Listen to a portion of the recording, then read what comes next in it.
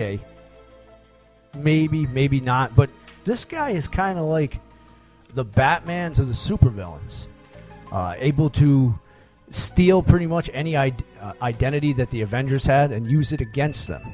I don't know if he's ever stolen the Incredible Hulk's strengths from him. I don't think so. Doesn't ring a bell, no. But I do know he's gotten into Iron Man's suit where he adapts it to himself. He's gotten a replica of Captain America's shield on him. Well, when it comes to stealing gadgets and technology, that's what he's strongest at. And he's a really good fighter. And it does take all four of them to eventually take him down. And he's just a normal man. Just kind of like Batman, just went on the wrong side of the stick for that one.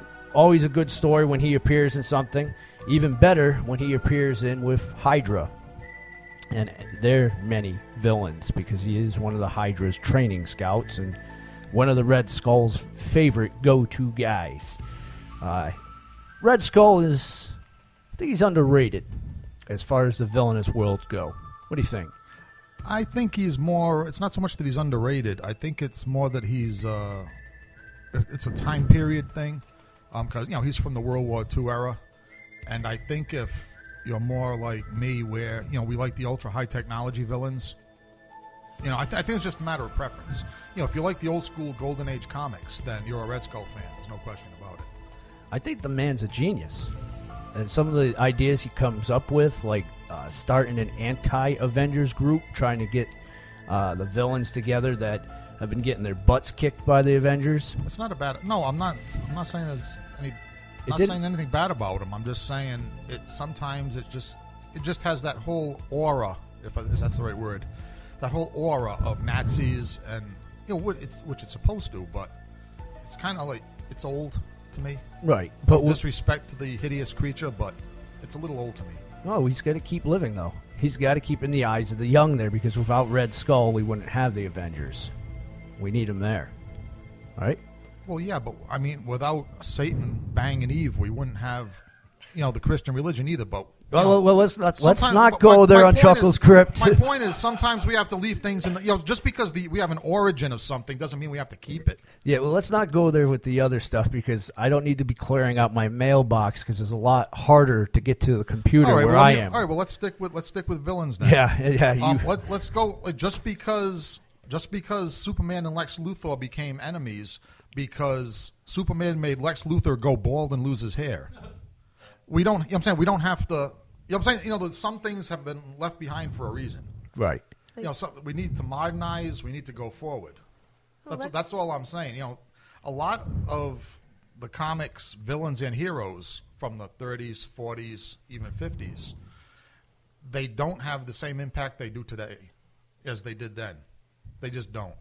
And I think, to me, and again, not to Chuckles, not to a lot of people, but I think the Red Skull is one of them. Unless you want to, unless you make like the Captain America movie and it's a period piece, then it's then it's great. But not in this modern day and time, no. Now you've watched the Captain America movie, right?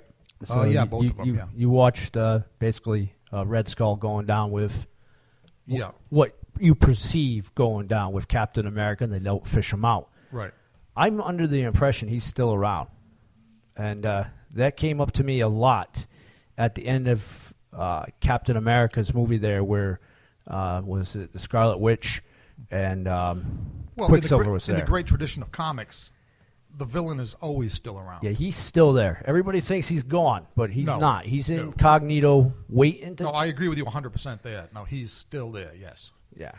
If you think that the Marvel Universe likes to destroy their villains, you get another thing coming. They like to rise them from the dead more than... Actually, they'll kill their heroes for good before they'll kill their villains. Yeah, I mean, these villains have risen more times than Jason Voorhees has. Yeah. Well, sometimes creating a good villain is harder than creating a good hero. You can always make another good guy, but making someone people truly hate takes talent. And it's hard for me to hate these guys. I really do like them. It's a love-hate thing. It always is when you have a great villain. Except for this guy right here. Number 9, Korvac. Kind of boring. Not one of my favorites. Who is he? Exactly. gonna say He's I'm like the no, least I don't. comic I don't knowledge get over why he's here. up here in number 9, but whatever. Maybe the other folks there have more. But see, here's the thing. You dislike him because he's boring, not because of his character. See, I agree with what you said a minute ago, 100%. A great villain is not boring. A great villain is memorable, and we can't help but. Well, it doesn't matter. It doesn't matter what the venue is. I mean, in Star Wars, there would be no Star Wars without Darth Vader. Right. There would be no Silence of the Lambs without Hannibal Lecter. There would be. We can't help but root for the villain. At least we can't. I love the villains. I don't know about you guys.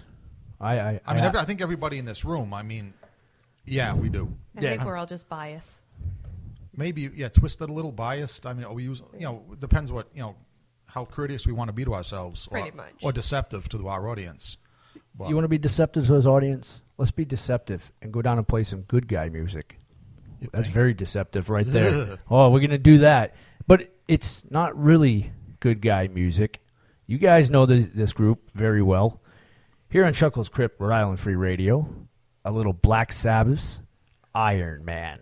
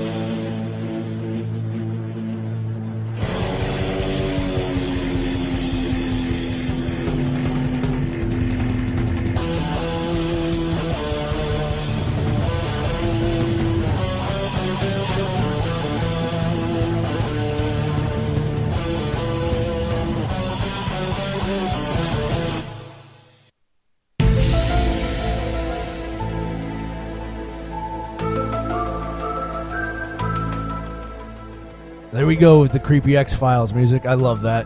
Hey, why not? Why not a little X-Files to pull in? X-Files had some good villains, although we're not on X-Files. No, I'll tell you, this it's a good thing this is only an hour show because we'll run out of Avengers villains to talk about, like really, cheerfully and excitedly. No, I won't. Won't happen because I got a good one on here that people don't really think about. You mean? Well, I don't mean we're just going to talk for a half hour about one person. No, we can. If we, oh, there goes some villainous gas right there. Producer has broken wind. We will continue as best we can. Go ahead. Now, number 8. I do not agree with this one. I think she should have been a lot higher up the list, and as far as villains for the Avengers, because of what it says in our little bio right here. Well, just for the fact that there's not too many characters in the Avengers world, nor the Marvel universe, that tap into the power of magic. And Scarlet Witch does. And the power of magic in the Marvel universe is supposed to be so outlandishly strong because there isn't too many characters that are able to do that. She's able to manipulate time. She's able to manipulate what you see. She's a deadly character, plus her father being the one and only Magneto, so she learned from the best how to be a villain. Don't agree with number 8, but that's what they gave her. So whoever put this list together, the hell of you. Well, I think the person that put the list together, I'm reading a little bio here quickly, and I think the reason that she's number 8, according to this person, is because she was only a villainess for a very short time. Doesn't matter if you're a short time I'm not or saying I agree with that. I'm just saying that seems to be the logic here. She that still longevity had counts. a very high body count of knocking the Avengers Well, out. that's what it says. Yeah. Yep. I mean, four dead, legitimate, real Avengers, right? I mean, that's pretty high enough. Yeah. I mean, she's a nasty character. If you guys ever get the chance to read, a good crossover is the Avengers versus the JLA. And one of the things that happens when she goes over into the DC universe is she taps into the power of DC's magic. Now, DC likes magical creatures and characters and villains. They're all over that. So when she goes in there and feels how strong this power is, she becomes an uber villain, even in the DC world. She becomes someone not to mess with. Very strong villain. Number 7, I don't know. Well, before we get off the Scarlet Witch, I just want to put in my 2 cents that, she was an Avenger for quite a while, but I never liked her in the Avengers. I mean, some people should be villains. Yeah, she's a good one. She's an X-Men villain from times past. She needs to stay a villain.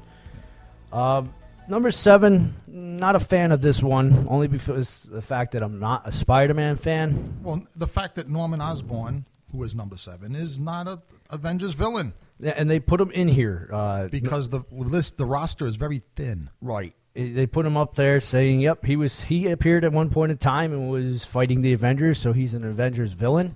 To give him number 7, I don't think so. That guy's, even in the Spider-Man world, he's lame. He's appropriate in the Spider-Man world. He's appropriate. He's not, how would you put this? I mean, I like the Green Goblin, by the way, in the Spider-Man universe. So, full disclosure here, as they say. But no, the problem, Chuckles, it just does not belong on this list at all. Firelord appeared in a Spider-Man comic. That does not make him a Spider-Man villain. You know what I'm saying? It just take it out. Yeah, I know what you're saying, but this is what they put inside this list, and I'm going I by know there. it, but I'm just disagreeing with this list. And number 6, whoever put this character in at number 6 should be kicked right in the jimmy. Yeah, now Chuckles is ready for war. Yeah, this is whoever did this. You are an idiot. To put him in as number 6, you don't read the Avengers comics. Whoever did this must have been taking some sort of medicinal medicine when putting this list together. To put Thanos in as number 6, that is an all-time kick in the ding-ding. Especially when you read the bio here. And, you look at his accomplishments, and then you say,